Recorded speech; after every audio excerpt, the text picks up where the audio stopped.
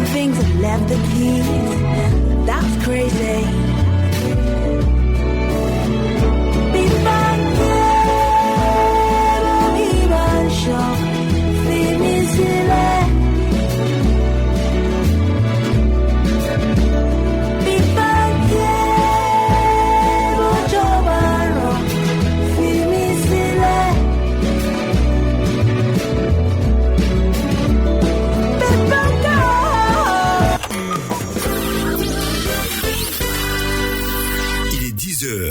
Vous faites bien de nous choisir pour vous informer. C'est l'heure du bulletin d'information avec Mireille Akédié. Bonjour Mireille. Bonjour Saint-Cyr.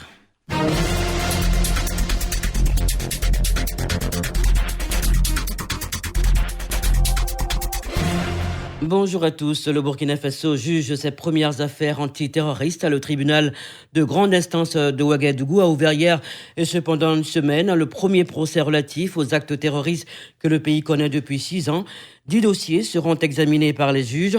Pour la première journée, 2 dossiers étaient à l'ordre du jour. L'un concernait 2 Burkinabés accusés d'avoir commis des attaques contre la MINUSMA et les forces armées maliennes dans le nord du Mali. En RDC, la justice militaire a condamné à mort un policier pour le meurtre de son collègue.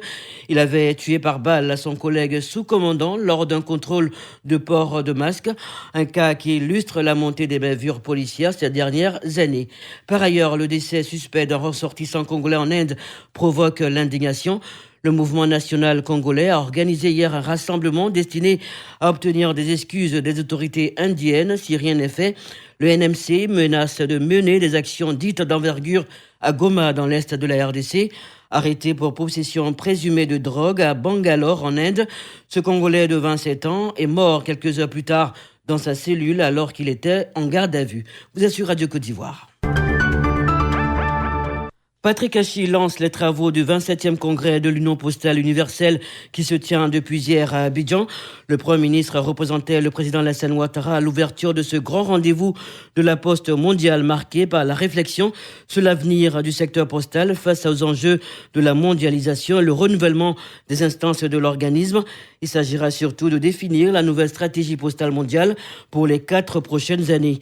Sur l'importance pour la Poste d'actualiser son système de travail en tenant compte du numérique et de la digitalisation, voici les précisions de Roger Félix Adom, le ministre de l'économie numérique et de la Poste. Je voudrais vous rappeler que la Côte d'Ivoire a installé son premier bureau postal à Assini Mafia, dans le sud-est de la Côte d'Ivoire. Depuis cette date, la Poste ivoirienne a connu des évolutions jusqu'à la réforme institutionnelle et juridique du 10 octobre 2013, avec l'adoption de la loi portant Code des postes. Ce qui sera important pour nous durant ce congrès, ce sera de définir les orientations sur la politique du secteur postal mondial pour les 4 prochaines années. L'une des particularités de ce congrès, qui sera l'occasion d'adopter des réformes qui ont été amorcées depuis plus de 40 ans. Nous aurons aussi l'occasion de faire le bilan du cycle précédent, d'échanger et de faire des propositions pertinentes sur les innovations et la transformation digitale du secteur postal et bien évidemment aider les pays membres de manière efficace sur l'inclusion numérique, sociale et le développement durable. Une des autres particularités de ce congrès sera qu'avec le contexte sanitaire mondial, nous allons avoir pour la première fois un congrès en mode hybride, c'est-à-dire avec des personnes présentes et d'autres connectées à distance. Le ministre de l'économie numérique et de la Poste, Roger Félix Adom. Le ministre de l'enseignement supérieur et de la recherche scientifique, lui, recommande aux candidats au BTS d'éviter toutes les tentatives de fraude et promet d'endiguer ce fléau qui, selon lui, n'honore pas le système éducatif ivoirien. Recommandation faite hier lors du lancement des épreuves écrites du brevet de technicien supérieur session 2021 à Cocody et à Yopougon. Ce sont 56 750 candidats qui frappent aux portes de l'emploi, nous dit Denise de la Fafiette. La chose qu'il faut éviter, c'est les tentatives de fraude. N'essayez même pas parce que les surveillants sont très vigilants et ça ne sert à rien d'échouer bêtement.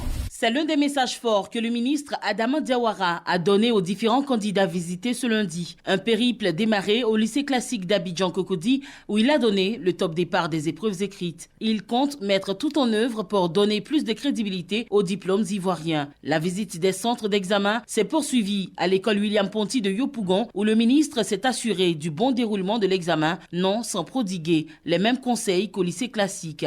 Le ministre de l'enseignement supérieur et de la recherche scientifique République, Adama Diawara, fait le point de sa visite. Tout se déroule normalement. Je vois des candidats qui sont studieux et sereins. Et ça me rassure pour la suite. Parce que l'année dernière, nous avons connu une chute quand même de 20,45%. En termes de taux de réussite par rapport à l'année précédente. C'est vrai que ça s'expliquait par un certain nombre de facteurs, mais bon, cette année, en principe, l'impact a été moindre, donc on s'attend à ce que les résultats soient meilleurs. Vraiment, nous souhaitons que ce soit un examen zéro fraude, parce que les résultats doivent refléter le niveau de connaissance des apprenants. Face aux épreuves et avec un sentiment mitigé, quelques candidats nous donnent leurs impressions. Babi Djeli Landry, je me sens bien dans les épreuves. Ça a bien commencé. Bon, j'ai tous les sujets, en tout cas c'est bon, c'est abordable. Bakayoko Machine Florence. Je suis un peu stressée, mais ça va.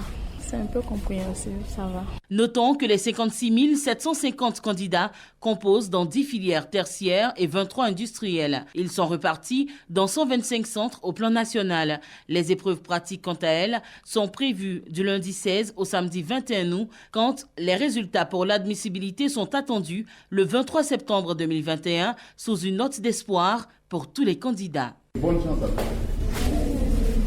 Dans le même temps, les meilleures élèves filles des classes de première C de tous les lycées de Côte d'Ivoire ont pris part à une journée d'immersion au Centre suisse de recherche scientifique.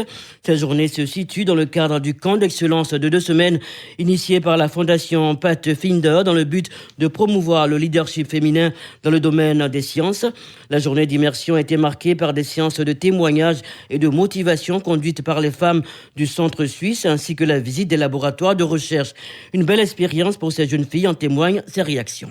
Kwame Amoni Anne Priscille du lycée moderne Lucien Ebat 1 de San Pedro. Je suis vraiment contente aujourd'hui d'être ici parce que j'aime la nature et quand j'ai vu toutes ces femmes qui se battent pour la nature, l'environnement et le développement, je suis vraiment contente. Je voulais dire merci aux organisateurs du camp d'excellence Pathfinder et merci aussi à toutes ces femmes qui luttent pour l'environnement. Niessan Yueme Ange Roxane. Je viens du lycée d'excellence Alassane Ouattara de Grand Bassam. J'ai été vraiment ébahie de voir qu'il y a encore des Ivoiriens qui se précipitent à la recherche, qui ont soif de connaissances parce qu'on est tous habitués à voir des domaines qui ne sont pas vraiment scientifiques. Mais aujourd'hui, voir des personnes qui nous donnent envie de chercher. Et ce ne sont pas seulement des femmes qui sont en train de chercher, mais des femmes qui trouvent. C'est vraiment un plaisir pour nous et c'est aussi un privilège parce que ça nous permet aussi de pouvoir avoir des modèles, des personnes sur qui compter. Dans la région de l'Indénu et du Hablin, les populations sont en phase avec le président de la République qui, dans son discours la veille de l'indépendance, est revenu sur la question de l'emploi jeune. Les populations saluent ce discours et disent attendre des autorités des actions concrètes.